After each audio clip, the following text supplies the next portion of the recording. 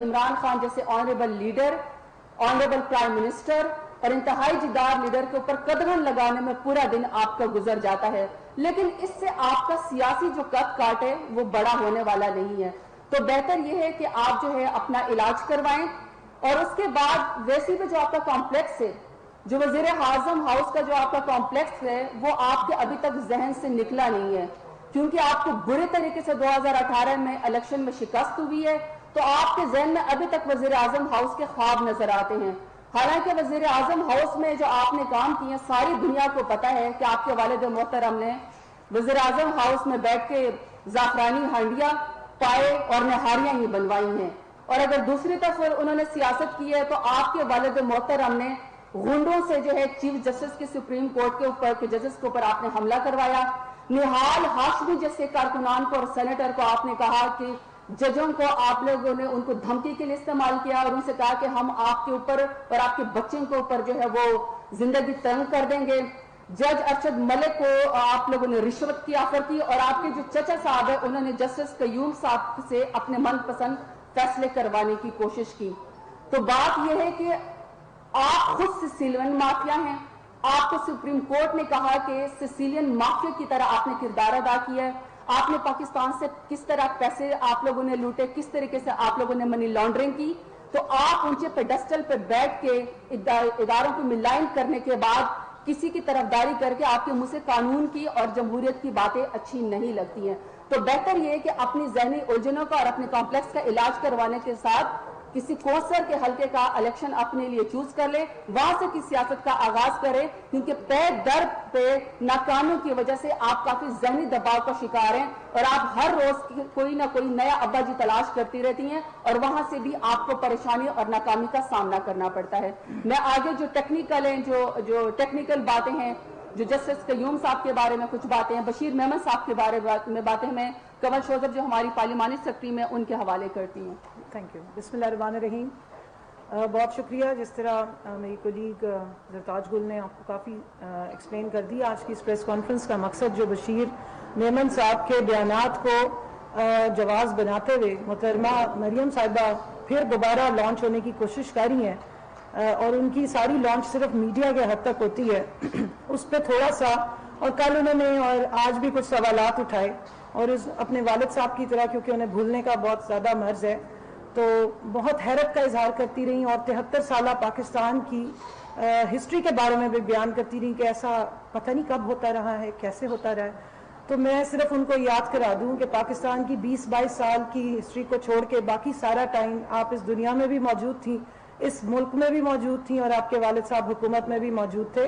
और ये आप ही के घर की कहानी है जिस पे आप हैरत का इजहार करती हैं। तो पॉइंट वाइज जो सवालात वो उठाती रही हैं उनका थोड़ा सा जवाब देना बनता है। जहां तक बशीर मेमन साहब का ताल्लुक है, उनको लीगल नोटिस भिजवा दिया गया है शहजाद अकबर साहब की तरफ से और वो मेरे ख्याल में मीडिया तक पहुंच गया। अगर नहीं पहुंचा तो उसकी कॉपी मैं आपको दे देती हूँ कि क्या बुनियाद उन्होंने बना के जो इल्जामात लगाए हैं और उसकी रीज़न क्या है। मैं पहले मरियम साहिबा के कुछ सवाल आते हैं उसका जवाब दे दूँ। वो फरमाती है कि जो कल बशीर मेमन साहब की गवाही आई, पाकिस्तान की तारीख में कभी ऐसा नहीं हुआ। जी आप ठीक फरमा रही हैं, क्योंकि पाकिस्तान की तारीख में 35-40 सालों से जो आपका पूरा खानदान शरीफिया मुगलिया दौरे हुकूमत की याद ताज़ा करते हुए अपने आप को हुक्मरान ऐसा समझते वाला कि जब नवाज शरीफ लफ्जी और नवाज शरीफ खुश हुआ पे लोगों को नवाजते रहे, तो उसके नतीजे में जिस तरह का अफसर शाही सामने आया, उनमें से एक बदतरीन मिसाल बशीर मेमन साहब जैसे अफसरान की भी है जो स्टेट से ज़्यादा इनके ज़ाती मुलाजमीन वाली कैटेगरी में फॉल करते रहे हैं। उन्होंने कहा जी माफियाज के गैंग्स ने कभी हरकतें नहीं की जो वजीर आजम हाउस से हो रही हैं। मुहतरमा को याद कराती चलूं कि जिन नौजवानों को ये लीड करती रही और प्राइम मिनिस्टर ऑफिस में एक मीडिया सेल बनाकर और प्राइम मिनिस्टर ऑफिस के मीडिया सेल को चलाने वाला जो इनका पर्सनल इनके लिए कैंपेन चलाता था, उसको planning development and special initiatives में जो अब स्पेशल इनिशिएटिव्स है, एहसन इकबाल साहब ने एक हैवी अमाउंट पर, एक हैवी पैकेज पे वहां पे हायरिंग की हुई थी और वो इनके जाती मुलाजिम के तौर पर प्राइम मिनिस्टर हाउस में मीडिया सेल इनका रन करते थे। और ये किस हैसियत से ओबामा की बेगम के साथ जाकर पाकिस्तान के बच्चों के लिए तो पैसे मांगती रही, साथ अपनी बच्चियां खड़ी करके, और बहुत सारी इन्होंने अच्छी अच्छी बातें की। لیکن آپ لوگوں کو میرے سے زیادہ پتا ہوگا کہ وہ فنڈ پھر کہاں گئے اور یہ کس حیثیت سے پرائم منسٹر ہاؤس میں بیٹھی رہی ہیں. جہاں تک مافیاز کی انہوں نے بات کی، دیکھیں سسیلین مافیا پہ انہوں نے بڑی حیرت کا اظہار کیا کہ اچھا یہ ہوتے ہیں. سپریم کورٹ جس کا وہ مقدمہ لڑتی ہیں آج کل، کیونکہ اب 900 چوہے کھا کے بلی چلی حج کو، پہلے یہ وہی سپریم کورٹ ہے جس کے 5 آنریبل ججز نے ان کے لیے پاناما کیس کے جو نتیجے میں فیصلہ آیا اس میں سسیلین مافیا کا ذکر کیا اور اس میں ترچھے ہیٹ والوں کا اور کس طرح ہر ادارے میں اپنے لوگوں کو ڈیپلی انٹرینچ کر کے ڈیپ روٹڈ بٹھا کے اور ان سے اپنے لیے کام لیے جاتے ہیں، اس کا ذکر سپریم کورٹ نے کیا. اور ہم تو سپریم کورٹ کے ہر فیصلے کو منوان مانتے ہیں، اس کی رسپیکٹ کرتے ہیں، لیکن ان کا مسئلہ یہ ہے کہ یہ سلیکٹو محبت رکھتے ہیں. کچھ لوگوں کے لیے یہ مقدمہ اور ان کے لیے یہ باہر آ جاتے ہیں، لیکن اگر ان کے اگینسٹ کوئی فیصلہ آ جائے تو یہ پورے کورٹ پہ اٹیک کر دیتے ہیں. اب آپ کو یاد ہوگا جسٹس سجاد علی شاہ صاحب نے ایک انٹرویو بھی دیا ہے جن کے اوپر اٹیک کیا گیا، اور یہی محترمہ تھی جن کو آج 73 سال کی ہسٹری یاد نہیں رہی پاکستان کی، ان کے والد صاحب کی سرکردگی میں ڈنڈے سوٹے لے کے جو ان کے ساتھ لیفٹ رائٹ ان کے خاندانی غلام کھڑے ہوتے ہیں، وہی شکلیں آپ کو نظر آئیں گی جنہوں نے سپریم کورٹ پہ حملہ کیا. پرانی تصویریں نکالیں آپ کو نظر آ جائے گا. اس کے علاوہ میں نے کہا جج ارشد ملک صاحب کی ویڈیو میرے تک پہنچی. سوال یہ بنتا ہے کہ وہ ویڈیو ان تک پہنچائی کس نے؟ میرے خیال میں آپ سب کو ایک محترم کا نام یاد ہوگا، ان کے بڑے قریبی شخص تھے ناصر بٹ صاحب. ان سے پوچھا جائے کہ آپ ججز سے پرسنل لیول پہ جا کے کیسے ملتے رہے. یہ وہی جج ملک صاحب تھے جن کو مدینے میں ان کے بھائی صاحب مل رہے ہیں. یہ وہی جج صاحب تھے جنہیں جاتی عمرہ میں نواز شریف صاحب خود بلا کے اور ان سے بات چیت کریں کس حیثیت میں. اور جیسے انہوں نے بیان کیا وہ ویڈیو آڈیو ہم سب کو یاد ہے جس میں چھوٹے میاں صاحب بڑے میاں صاحب کا پیغام جسٹس قیوم صاحب کو بیان فرما رہے ہیں، ان کی فرمائش پیش کر رہے ہیں کہ کم از کم جی 10 سال دا تے ہونی چاہیے. تو انہوں نے کہا نہیں کم سے کم 7 سال کی ہم کر سکتے ہیں. کس کے بارے میں وہ بیان دے رہے تھے جو قید کرنی تھی؟ وہ بے نظیر صاحبہ اور زرداری صاحب تھے جن کو انہوں نے کچھ عرصہ پہلے بقول ان کے اپنا سیاسی ابو بنایا. تو اگر کیسز بنانے ہوں اور کیسز ناجائز کیسز میں قید میں رکھنا ہو تو اس کی اگر کوئی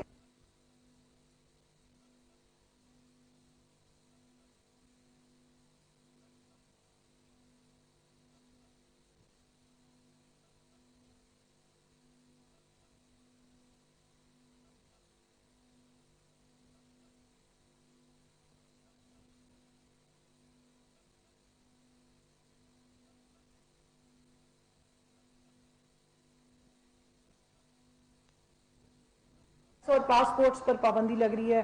مجھے حیرت ہو رہی ہے ان کو کوئی سٹیٹسٹکس جو لکھ کے دیتا ہے وہ غلط ہوتے ہیں. میں یاد کراتی چلوں ان کے والد صاحب کے دور حکومت میں پاکستان کا ایک طیارہ جرمنی چلا گیا، پاکستان انٹرنیشنل ایئر لائن کا، اور وہ سوئے رہ گئے، کسی کو ہوش ہی نہیں تھا. یہی پاکستان انٹرنیشنل ایئر لائن تھی جس پہ ولیمے اور برات کی پوری ان کے خاندان کی سواریاں جایا کرتی تھیں میرے اور آپ کے ٹیکس پیئر کے پیسوں سے. یہی پاکستان انٹرنیشنل ایئر لائن کے چارٹرڈ طیارے تھے جو لندن جایا کرتے تھے، اور کیونکہ لندن کا ان کا جو گھر تھا وہ کیمپ آفس ڈکلیئر تھا تو پوری کابینہ کی میٹنگ ہی لندن میں ہوتی تھی. اور وہ شاید آپ سب بھائیوں کو یاد ہوگی کہ اس میں پاکستان انٹرنیشنل ایئر لائن کے طیارے پہ لے جایا گیا تھا جب نواز شریف صاحب بالوں کے سرجن سے ہارٹ کی سرجری کرانے گئے ہوئے تھے. تو یہ اس زمانے کی بات ہے. اور یہ اب تو پاکستان انٹرنیشنل ایئر لائن جو ہے اس نے ریوائو کر لی. ان کے دور حکومت میں تو جو فلیٹ کتنا 250 کا تھا وہ کتنا رہ گیا.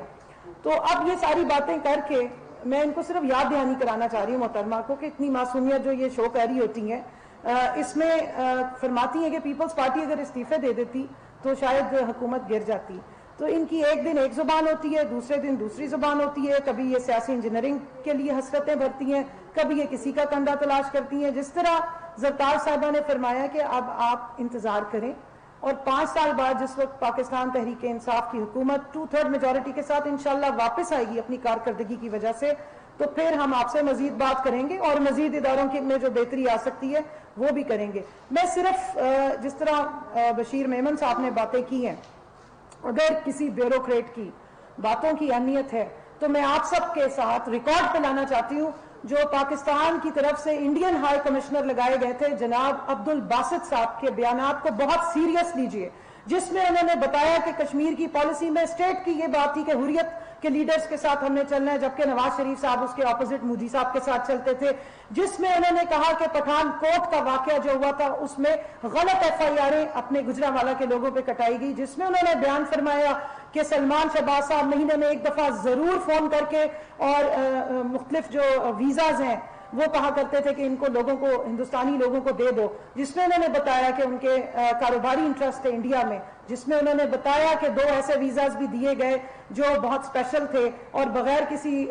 پوچھ پرچیت کے دیے گئے، جس میں انہوں نے بتایا کہ محترم نواز شریف صاحب سجن جندال کو چاہتے تھے کہ وہ بلوچستان میں کول مائننگ میں انویسٹمنٹ کریں، اور جس میں انہوں نے بتایا کہ کلبھوشن یادو کے کیس کو جس طریقے سے ڈیل کیا گیا، جس سے وہ ایگری نہیں کرتے تھے، جس سے اسٹیٹ ایگری نہیں کرتے تھے، تو ان کو محترمہ کو یاد دلانا چاہتی ہوں کہ prime minister house, prime minister office state کے خلاف تقریب کاریاں اور جو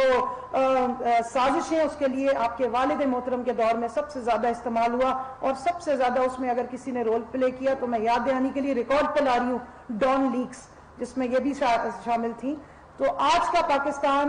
جو پرائم منسٹر ہاؤس ہے یا آفس ہے، وہ غریب عوام، وہ کامیاب جوان پروگرام، وہ احساس پروگرام، وہ صحت کارڈ، وہ کسان کارڈ، وہ کنسٹرکشن انڈسٹری کا ریوائیول، وہ ہاؤسنگ فائنانس کس طرح ہونی ہے، غریبوں کے لیے مکان کیسے بننے ہیں، غریبوں کے لیے کس طریقے سے ان کو اوپر لایا جائے گا، ان کاموں کے لیے استعمال ہوتا ہے۔ پاکستان کی عوام کے خلاف جو مافیا ہے اس کے اگینسٹ ہی استعمال ہوگا، لیکن پاکستان کی عوام کے لیے پرائم منسٹر آفس جو ہے وہ استعمال ہوتا ہے۔ تو آپ حوصلہ رکھیں انشاءاللہ، اور یہ جو فیکٹس ہیں عبد الباسط صاحب کی جو ریکارڈ ہے اس پہ میں سمجھتی ہوں کہ عدلیہ کو بھی نوٹس لینا چاہیے، اس حساب سے تو آرٹیکل 6 بنتا ہے جو انہوں نے ریزرویشنز اٹھائی تھی۔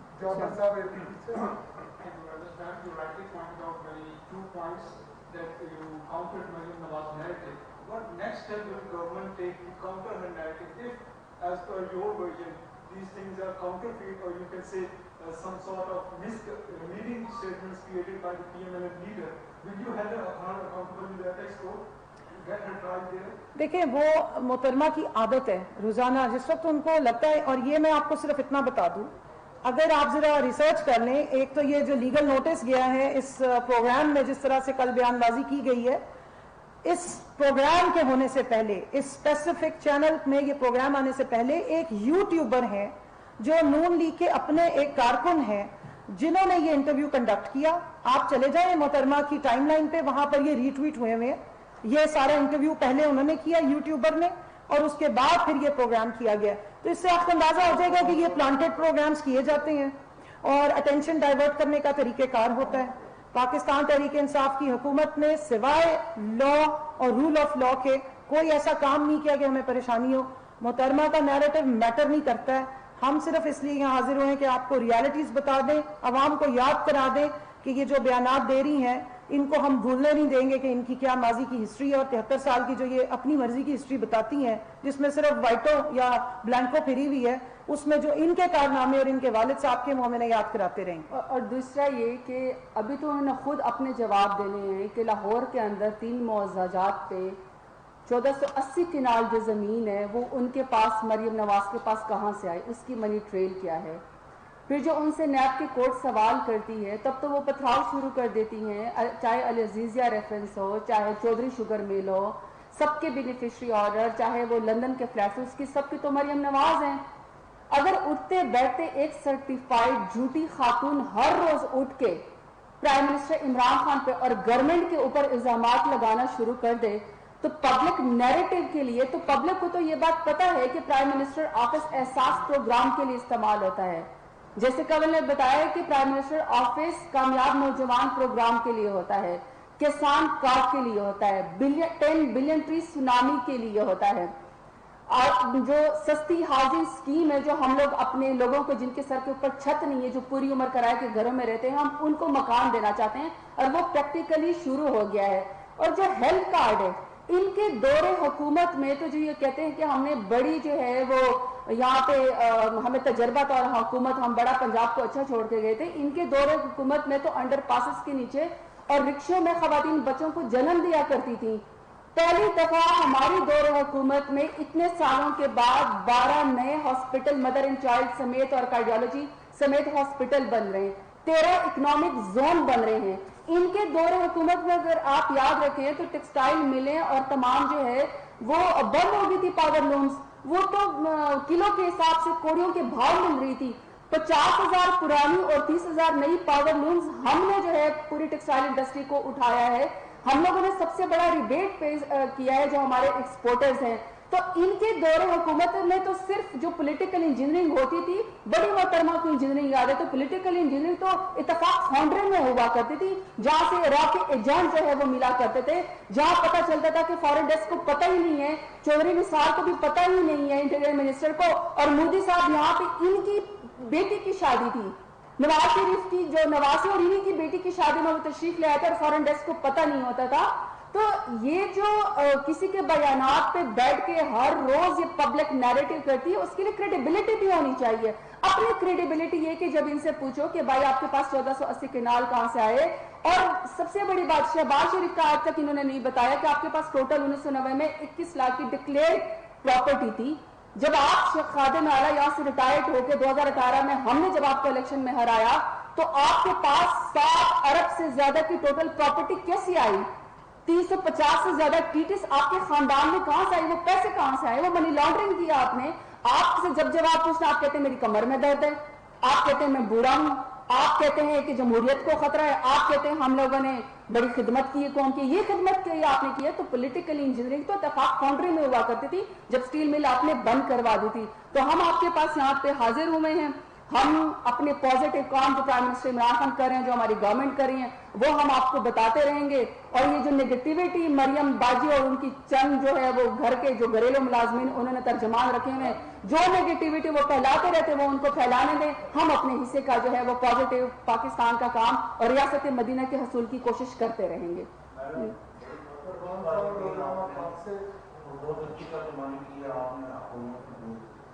سوال یہ پیدا ہوتا ہے کہ آپ کی طرف سے بھی اور اپوزیشن کی طرف سے بھی یہ جو بیان بازی ہے اس سے کان قوم کو کیا فائدہ ہو رہا ہے؟ خاص کر کے کورونا کا دور ہے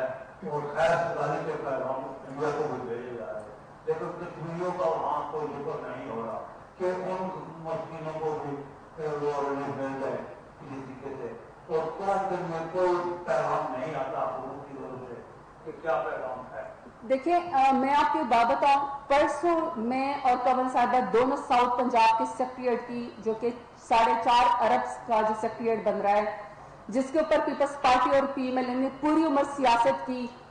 اور میں تو یہ سمجھتی ہوں کہ پرسوں جو ہے وہ تخت راجن کے اندر سوگ کا سما تھا,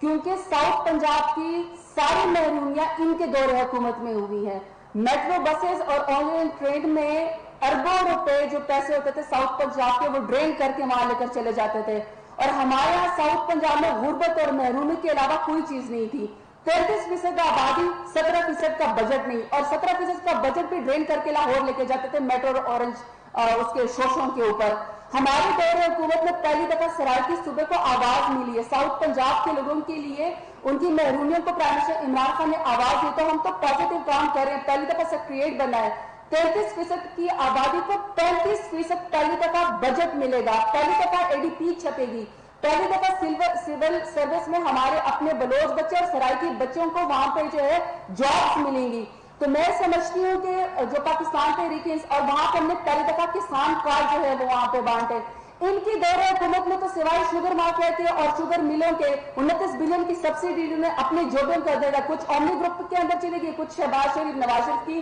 ملوں میں چلی گئی. تو ہم نے تو اپنے کسانوں کو جو ہے وہ ہم نے امپاور کیا, ہم سبسیڈائز ان کو ہم نے کارڈ دیا. یہ پاکستان کی تاریخ میں ریولوشنری کام پہلی دفعہ ہو رہے ہیں. اور جیسے میں نے آپ کو بتایا ساؤتھ پنجاب میں جہاں پہ ایک ڈسپلن کی گولی ان کے دور حکومت میں نہیں ملتی تھی, ہمارے دور حکومت میں پہلی دفعہ mother and child hospital Hare district کے اندر بن رہے ہیں, پہلی دفعہ کارڈیولوجی ہاسپٹل بن رہے ہیں. ہم نے 50 سال 60 سال کے بعد, حالانکہ مشکل حالات ہے پینڈیمک کی, آپ نے ٹھیک بات کی ہے, جہاں تک ہم نے اگر انڈیا کو انسانی حقوق کی بنیادوں پر اگر ہم نے آفر کی, تو آپ ہماری بھی ہماری حکومت کی دیکھیں کہ جب یہ وبا آئی تو اس سے کوئی نمٹنا جاننا نہیں تھا, لیکن سائنس اینڈ ٹیکنالوجی ہماری منسٹری نے پہلی دفعہ سینیٹائزر بنانی شروع کی, پہلی دفعہ جو ہے وہ گلوز بنانے شروع کیے, پہلی دفعہ انہوں نے ماسک بنانے شروع کیے, پہلی دفعہ وینٹیلیٹرز ہم لوگوں نے بنانے شروع کیے. 12,000 हम लोगों ने एडिशनल बेड जो है वो ऑक्सीजन के जो प्रॉपर जो इक्विप्ड होते हैं वो हम लोगों ने हेल्थ में जो है हेल्थ केयर के अंदर शामिल किए। अगर हम ये शामिल ना करते तो आज खुदा न खास्ता हमारा भी इंडिया से बदतर हाल होता। लेकिन हमने पिछला पूरा साल अपनी तमाम जो है हमने एनर्जी और अपने तमाम फंड्स हम लोगों ने एहसास किफालत में अपने गरीबा वहां पे और हेल्थ केयर में हम लोगों ने शामिल किए, जिसकी वजह से थर्ड वेव आपने ठीक कहा है कि मुश्किल हालात हैं। पॉजिटिव खबरें ये हैं कि हमें अभी तक कोई अफरा तफरी नहीं है, ऑक्सीजन हमारे मुल्क में मौजूद है और अगर खुदा न खासा बुरे हालात आएंगे उसके लिए भी हम लोग ज़हनी तौर पर तैयार है कि हम उसका पूरा प्लान बन चुका है। लेकिन अभी तक हमने काफ़ी चीज़ें कंट्रोल की हैं, लेकिन इसके बावजूद अकेले हुकूमत कुछ नहीं कर सकती